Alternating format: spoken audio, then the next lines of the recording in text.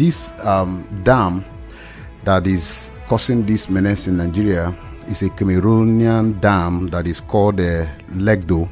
It was built in 1977. Okay, and there is an agreement they had with Nigeria when they were building this dam that Nigeria is also going to build a counterpart dam that is called Dasin Hausa Dam. Okay, this dam we are supposed to be 2.5 size of this Lagdo dam that Cameroun has built already. Yes, that Cameroun has built.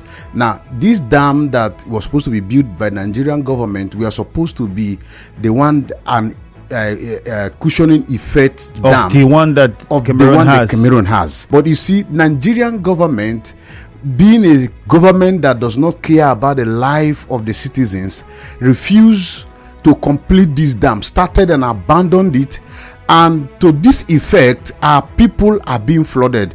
You know, when Cameroun, and in 2013, Nigeria entered into another agreement with Cameroon that at least before you open this dam, because when there is an overflow, after it was opened in 2012, I think the first flood. Yes, in 2013 they had an agreement, and this agreement is that when the Cameroon dam is full and wants to release the excesses, that they should inform Nigerian government. For me, this is an irresponsibility, as long as I'm concerned, that the government chooses for Cameroonian government to inform them of when to open a dam and to prepare for the consequences, instead of building and completing a dam that they started since 1981. If we had the predictions, many would have thought that months before now, places for IDP camps would have been set up. There would have been a structure as to how people from those areas that will be affected will be moved to these IDP camps, like you have in the United States, where first of all they make the announcements, oh, hurricane this is coming, evacuate your houses, and then they have provisions for those that may not have where to go to. There is this point where you can come, wait until the hurricane passes, and you can return to your original state of dwelling. When you look at our system, you begin to wonder if any of such plans were made, because this looks like a fire brigade approach. It is. It has every signs of a fire brigade approach. My first question to you now would be, where is SEMA? That question will be channeled to the governor, because a task force was set up to distribute this money. If you ask me where is SEMA as a reverse indigene, I will tell you that SEMA is dead. Because if SEMA is alive and working, SEMA, we are supposed to have a budgetary allocation.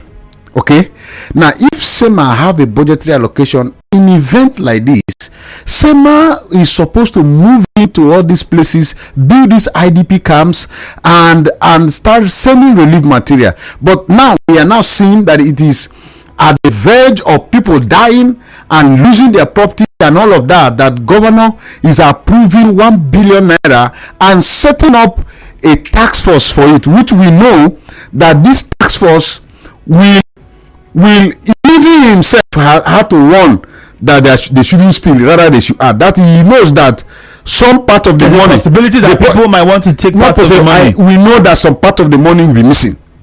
Okay, now it's pathetic. And if that is the case, what I'm even asking myself, what is 1 billion naira? The 1 billion naira is not even enough to take care of Ahoda West and East. How much more talking about Oba? In Oba, Ndoni is completely displaced. You can't see one single person living in Ndoni. One. You can't see. Ndoni is completely displaced.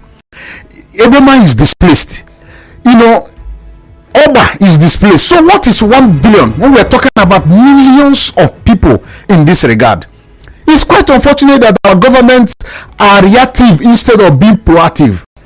You react when issues happen. Look at the US. As we're talking, we don't have IDP camps in our community. We don't have IDP camps in Bede. We don't have IDP camps in Okuzi. We don't have in Ibota.